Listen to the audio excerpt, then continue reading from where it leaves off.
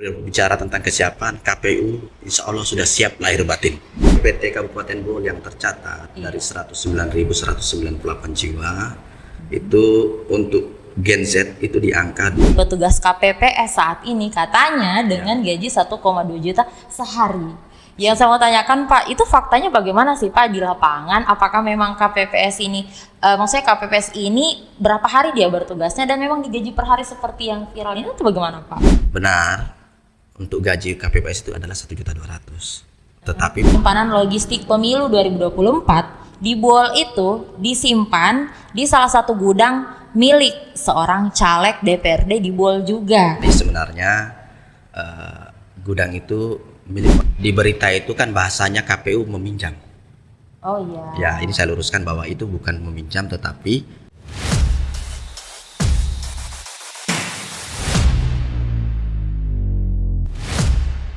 Assalamualaikum warahmatullahi wabarakatuh teman-teman semuanya. Balik lagi di YouTube channelnya Infobol Creative Hub bersama saya Dwiati Fahrini. Di mana podcast kali ini kita masih disponsori dari teman-teman UMKM yang ada di Kabupaten Bol. Di antaranya ada Kerok Distro Bol, Neon Coffee, Loader Camp and Frozen Food, Ayam Geprek Ririla, dan Ayo Piknik Bol. Baiklah teman-teman, di sini saya sudah bersama Bapak Ketua KPU Bol, Pak ya. Bapak Nanang SE. Iya. Oke, baik. Nah, di sini kita menghadirkan Ketua KPU Bol karena memang lagi momentumnya, Pak ya. siap. Lagi momentum menjelang pesta demokrasi se-Indonesia per 5 tahun, Pak ya.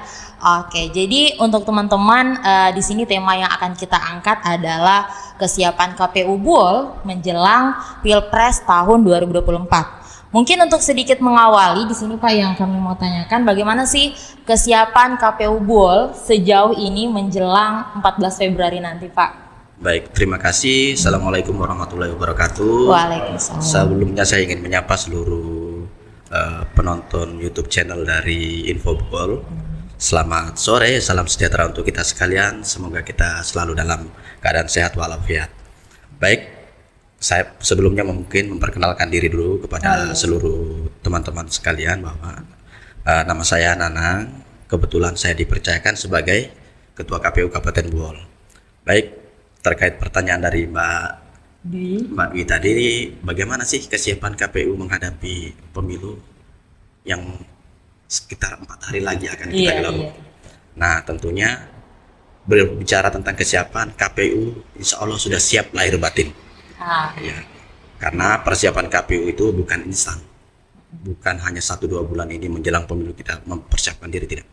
Persiapan KPU itu sudah dilakukan sejak tahun 2022. Itu sudah kita lakukan mulai dari tahapan launching ke tahapan sosialisasi ke masyarakat dan sampai dengan persiapan tenaga ad hoc di lapangan. Begitupun pelatihan-pelatihan yang kita berikan kepada teman-teman di lapangan itu sudah kita lakukan jauh-jauh hari. Tujuannya apa? Ya, jelas untuk bagaimana memberikan pemilu yang berkualitas di Kabupaten Bol khususnya. Oke, baik. Nah, kalau kesulitan tentu pasti ada kesulitan di lapangan Pak. Yang sejauh ini ada nggak sih Pak menghadapi khususnya di Bol ya kesulitan mungkin dalam hal pendistribusian sampai seluruh kecamatan atau apa yang paling sulit dalam mempersiapkan pesta demokrasi ini Pak? Baik, sebenarnya kalau menggunakan kata kesulitan saya kurang setuju. Oh iya. Ya, karena di setiap pekerjaan itu memang ada kesulitan, tapi saya merubah cara pandang bahwa ini sebenarnya bukan kesulitan. Tantangan. Tapi ini adalah tantangan. Oh, ya kan? baik. Kenapa? Karena kalau kita berbicara kesulitan, takutnya nanti kemudian membuat kita menjadi down.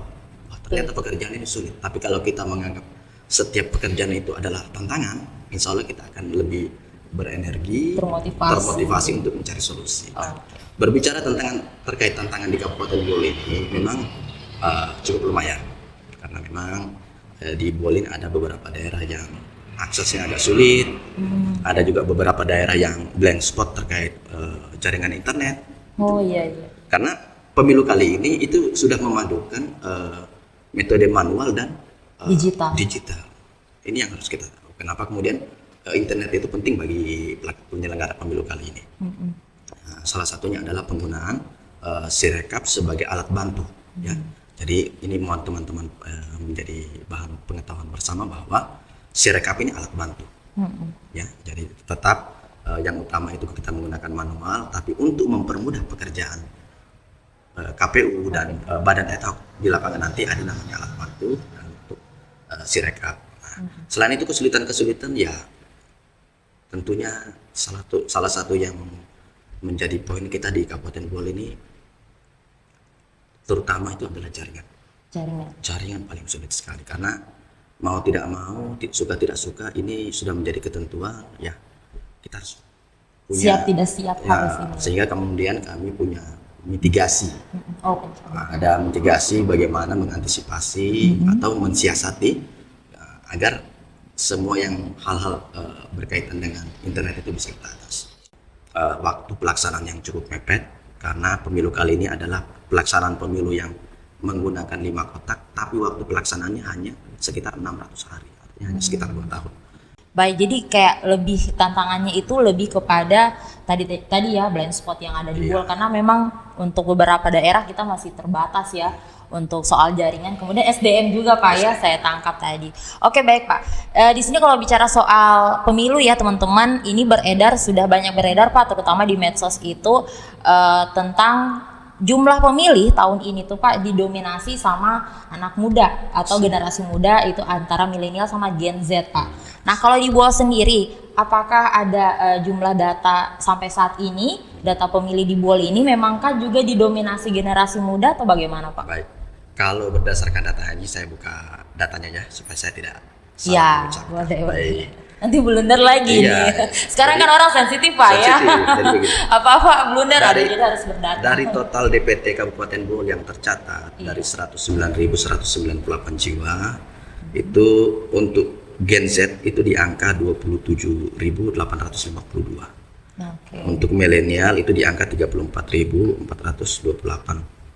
jiwa. Ya, artinya jika kita melihat statistik ini memang dua kelompok ini yang masih mendominasi juga di Bohol. Urutan tertinggi ada di kelompok milenial, itu di angka 34.000 atau sekitar kalau kita ratakan itu ya sekitar 34% dari total DPT yang ada di Bohol. Nah untuk Gen Z itu dia berada di posisi ketiga dengan angka 27.000. Ini cukup besar dan alhamdulillah ini sebenarnya sebuah satu spirit tantangan bagi kami. Juga. Bagaimana karena pemilih pemula ini adalah kelompok-kelompok yang memang butuh sosialisasi yang baik, sosialisasi yang terukur, sosialisasi yang terarah. Kenapa? Karena kelompok pemula ini kecenderungan mungkin gaya hidup ya kita melihat gaya hidup. Mungkin mereka masih cuek, apa sih pemilu itu?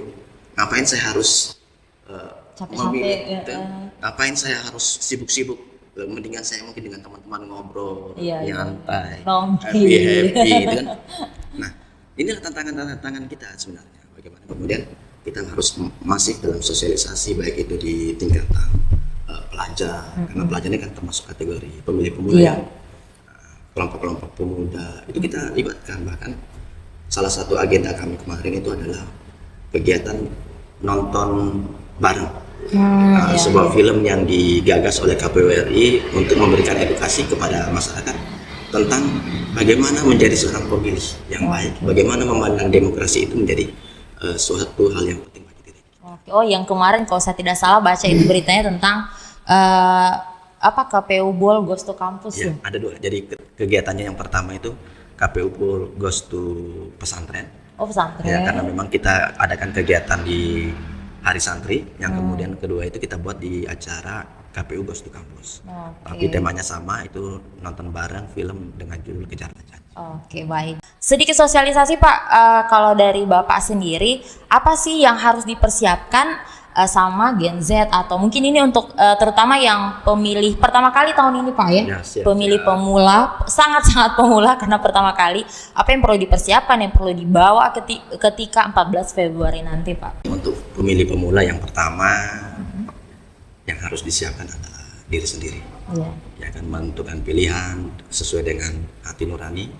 Yang pertama, yang kedua siapkan administrasinya. Administrasi yang dimaksud di sini yang pertama adalah jika sudah memiliki surat C pemberitahuan yang dibagikan oleh KPPS itu dibawa bersama KTP. Mengapa harus dibawa serta KTP elektroniknya? Sebagian teman-teman bertanya, kami sudah diberikan undangan atau cek pemberitahuan untuk memilih. Ngapain sih harus buat KTP lagi? Ya. Jadi saya ingin jelaskan ke seluruh pemirsa bahwa cek pemberitahuan betul di situ sudah ada nama, nik, dan alamat serta TPS yang dimaksud. Tetapi untuk memverifikasi apakah benar yang membawa cek pemberitahuan ini adalah si A, maka alat verifikasinya hanya KTP. Ya kan? Kalau untuk keluarga bagaimana? Kartu keluarga tidak ada foto yang bisa menunjukkan bahwa yang bersangkutan benar, yang hadirin adalah yang bersangkutan yang sesuai dengan data yang ada. Nah, ini kemudian jadi penting. Dan yang ketiga terkait persiapan itu adalah ketika tiba di TPS itu insya Allah itu ada dari KPU sudah menyiapkan alur-alur pemilihan. Silakan pahami, baca, atau jika masih bingung silakan bertanya langsung ke petugas. Bagaimana alurnya? Karena kan ketika memilih itu tidak datang langsung memilih, tidak. Ada proses verifikasi, ada proses pendaftaran, kemudian proses pemilih pencoblosan. Nah, dan yang terpenting buat teman-teman, ketika memasukkan surat suara jangan tertukar. Oh iya. Ya, perhatikan jadi surat suaranya apa, sesuaikan dengan kotaknya. Nah, jika memang agak ragu, minta tolong ke teman-teman KPPS sama petugas ya. Sama petugasnya untuk bisa dimasukkan sesuai dengan kotaknya. Nah, untuk mungkin informasi tentang alur dan lain-lain soal pemilih ini dapat juga diakses. Saya lihat sudah ada di KPU RI ya, akun Instagram sosial medianya ya. Jadi teman-teman pemilih pemula mungkin bisa akses ke situ. Ini sangat mudah kok. Via Google saja kita searching langsung ketemu Pak ya informasinya. Nah, itulah kelebihan salah satunya. Oke, baik Pak. Kalau tadi kita soal di BUOL juga, di sini saya mumpung ada Ketua KPU BUOL ini, teman-teman ya. Di sini saya mau mengonfirmasi atau mungkin meminta pandangan pendapat Bapak juga terkait beberapa hal tentang KPU yang tengah viral baik se-Indonesia dan khususnya di Kabupaten BUOL ya, biar tidak simpang siur lagi ya. Jadi untuk sekedar pandangan Bapak sendiri, ini ada beberapa yang kita garis besar terutama soal fenomena viral di sosmed Pak. Ya. Soal enaknya atau bangganya jadi petugas KPPS saat ini katanya dengan gaji 1,2 juta sehari. Yang saya mau tanyakan Pak, itu faktanya bagaimana sih Pak di lapangan? Apakah memang KPPS ini, maksudnya KPPS ini berapa hari dia bertugasnya dan memang digaji per hari seperti yang viral ini atau bagaimana Pak? Baik, terima kasih. Saya ingin meluruskan atau ya menjelaskan lah. Ini memang sempat kalau kita melihat di media sosial ini viral terkait gaji KPPS 1.200.000 per hari. Iya. Nah, saya tidak paham apakah ini memang sebuah tindakan-tindakan untuk sengaja mencari viral ya, tapi itu terserahlah oknumnya kan. Tapi tugas kami dari KPU adalah bagaimana mengklarifikasi dan meluruskan terkait pemberitaan ini. Betul. Jadi benar untuk gaji KPPS itu adalah 1.200.000, tetapi bukan per hari. Oh, bukan per hari. Bukan per hari. Itu selama masa tugas mereka dihitung mulai tanggal 25 Januari sampai tanggal 24 Februari nanti. 1 bulan saja. 1 bulan. Berarti 1,2 juta per bulan. Iya. Wah, ini penggiringan opini berarti. Iya, makanya kemudian tadi saya sampaikan mungkin ada pihak-pihak yang ingin viral atau bagaimana ya. Tapi faktanya bahwa gaji untuk KPPS itu adalah untuk ketua ya. Ketua itu di angka 1,2 itu selama masa kerja mereka. 1 bulan. Selama 1 bulan. Dan tugas mereka itu bukan hanya pada hari H saja. Jadi teman-teman perlu pahami bahwa KPPS bekerja itu bukan hanya pada saat tanggal 14 Februari nanti, tidak. Itu puncaknya. Tapi mereka sudah mulai bekerja dari tanggal 25 kemarin. Januari, jadi setelah mereka dilantik, mereka sudah mulai ikut BIMTEK, mereka sudah mulai persiapan, bahkan hari ini mereka sudah disibukkan dengan proses distribusi pemberitahuan. Setelah ini mereka mulai koordinasi dengan pemerintah setempat atau mereka mandiri untuk membuat TPS. Iya. Nah, ini tugas-tugas yang mereka lakukan. Bahkan di H-1 itu sudah ada tanggung jawab namanya keamanan tempat pemilihan atau TPS nanti. Sehingga ya khususnya di hari-hari terakhir ini menjelang pemilihan, tugas mereka itu bahkan kalau menurut saya hampir tidak tidur. Sulit untuk tidur. Saya pantau grup semalam itu ada yang bekerja sampai di jam 2, jam 3 subuh. Luar biasa ya. Artinya memang kalau kita hanya melihat sepintas seolah-olah KPPS ini hanya bekerja di hari pemilihan. Iya, tapi tidak. Tugas mereka cukup berat. bahkan cukup panjang waktu yang harus mereka selesaikan. Oke, jadi itu teman-teman ya, jadi ini hanya sekedar rame-rame lah ya Pak, maksudnya lucu-lucuan atau mungkin ada beberapa niatan untuk barangkali ini salah satu metode untuk agar banyak orang pengen jadi KPPS barangkali Pak ya? Nah, kalau Apa untuk mungkin ya? kalau untuk dikatakan metode untuk supaya banyak orang tertarik Iya. menjadi KPPS, saya sih kurang sepakat. Oh iya, Ya bagaimana? kenapa? Karena pertama yang mengeluarkan statement dan sebagainya ini dari kelompok yang bukan dari KPU, ya kan? Sehingga kemudian kita tidak bisa mempertanggungjawabkan ketika misalkan ada yang mengklarifikasi terkait itu. Oke, baiklah. Intinya ini pandangan dari KPU Buol sendiri. Dan faktanya di Buol sendiri tidak demikian ya teman-teman ya. Oke Pak, kita beralih ke kabar selanjutnya. Ini masih soal yang viral se-Indonesia, yaitu saya minta pandangan Bapak nih Pak tentang kabarnya Ketua KPU RI itu terbukti melanggar kode etik. Ini berdasarkan berita-berita yang ada Pak ya. Tanggapan Bapak sebagai KPU Buol Baik. bagaimana Pak? Terima kasih. Baik untuk seluruh pemirsa, saya hanya ingin menjawab seperti ini. Pertama, secara kelembagaan, KPU punya hierarki kelembagaan. KPU Buol tingkat kabupaten ada atasannya tingkat KPU tingkat provinsi dan KPU RI.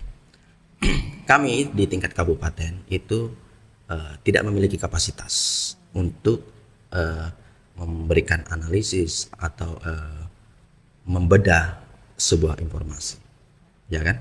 Apalagi kalau informasi itu belum secara real terkonfirmasi.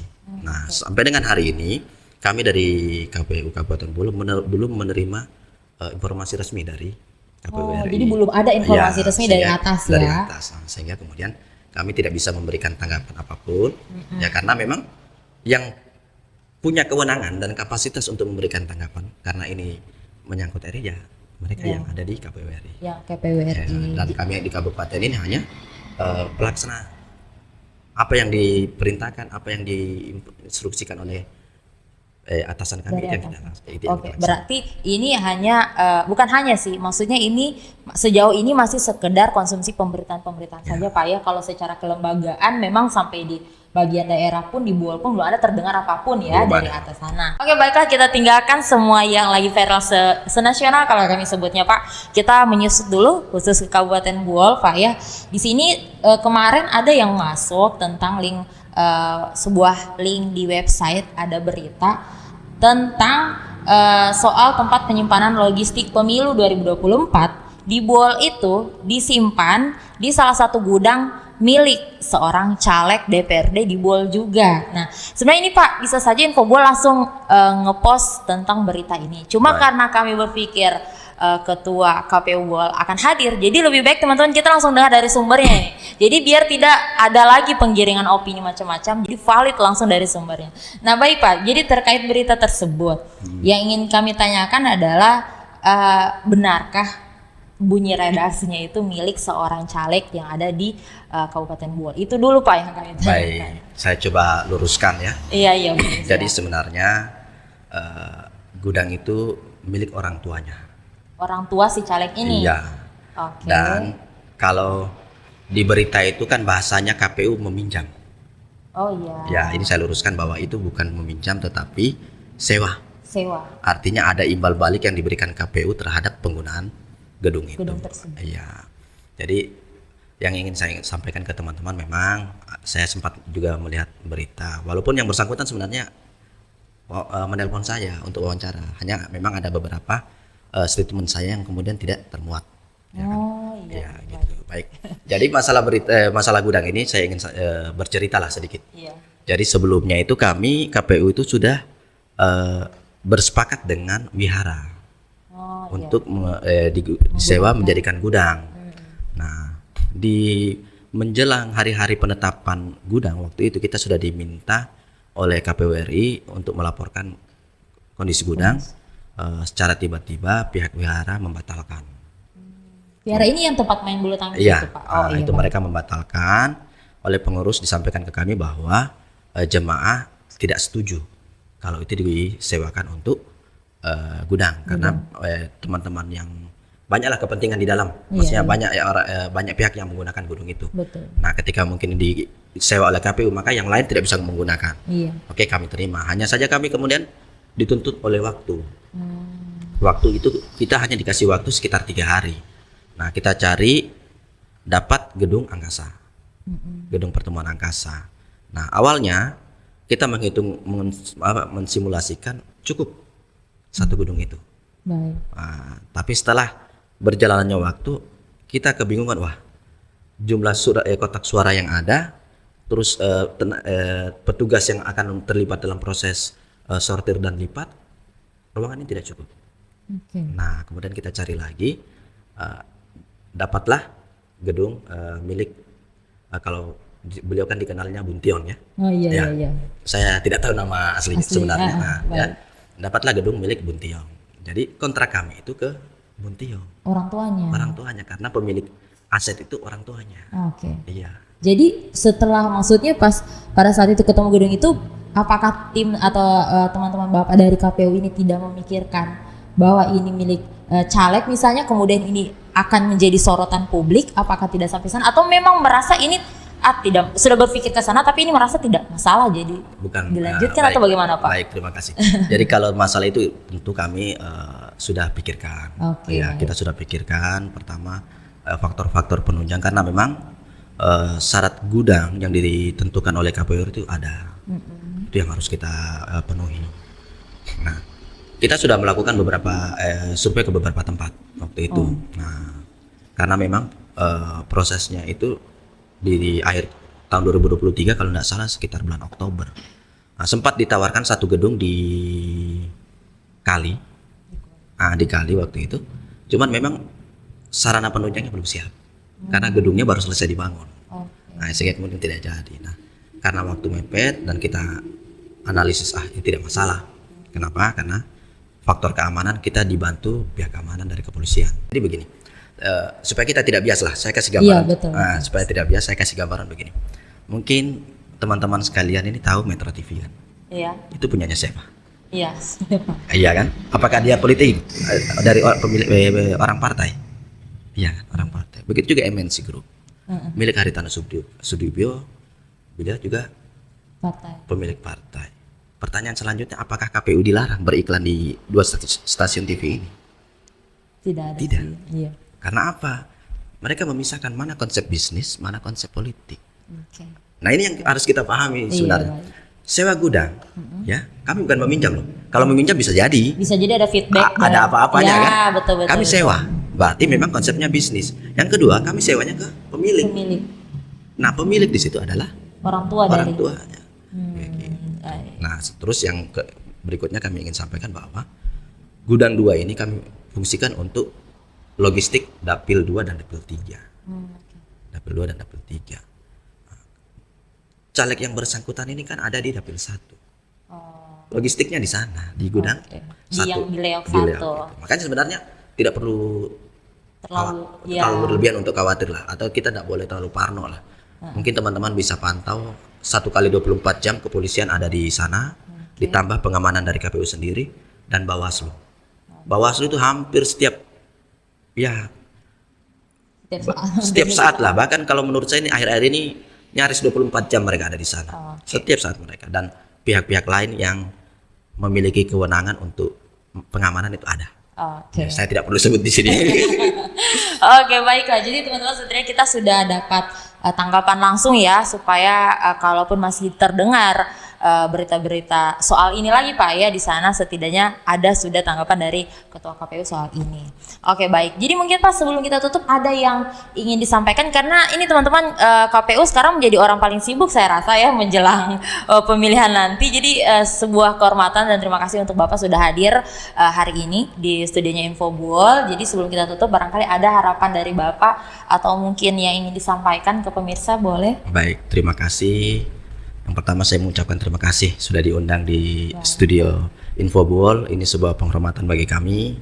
Ya, tentunya melalui kesempatan ini banyak hal yang bisa tersampai ke masyarakat insya Allah, terutama terkait klarifikasi pemberitaan yang bisa saja menyesatkan. Ya kan? Alhamdulillah kami diundang dan kami diberikan kesempatan untuk menjelaskan secara langsung. Yang kedua, kami berharap kepada seluruh masyarakat Kabupaten Bohol untuk mari kita sama-sama sukseskan pemilu tahun 2024. Mari kita sama-sama dengan penuh sukacita, dengan penuh kegembiraan hadir di TPS, mencoblos sesuai dengan hati nurani kita. Tentunya diawali dari diri sendiri untuk perubahan negeri ini. Diawali dari diri sendiri untuk kebaikan negeri ini. Dan untuk teman-teman ad hoc kami yang tersebar di 11 kecamatan, 115 desa, dan di 459 TPS, kami berharap teman-teman bisa bekerja dengan serius, bekerja dengan hati-hati, dan tetap patuh terhadap aturan. Karena suksesnya pemilu berawal dari kalian semua. Saya bangga dengan kalian sudah bekerja dengan ikhlas. Terima kasih. Assalamualaikum warahmatullahi wabarakatuh. Oke, waalaikumsalam warahmatullahi wabarakatuh. Oke teman-teman, jadi sekali lagi kita dari teman-teman tim Infobol turut mengajak ya, karena ini tinggal 4 hari lagi Pak ya. Menjelang pemilihan nanti, semoga pemilihan di Bohol khususnya, harapan kita itu semua berjalan dengan lancar dan tertib dan tanpa apalagi ya keributan gitu ya. Oke, sekali lagi terima kasih buat Bapak sudah hadir dan menyampaikan, menurut kami ini informasi yang sangat penting untuk tidak misinformasi, terutama menjelang detik-detik ya, beberapa hari lagi kita ini menjelang pemilu atau pesta demokrasi Indonesia yang per 5 tahun ini. Oke, baik, terima kasih juga buat teman-teman semuanya yang sudah nonton sampai habis video ini. Sampai jumpa di video podcast Infobol lainnya. Assalamualaikum warahmatullahi wabarakatuh. Waalaikumsalam.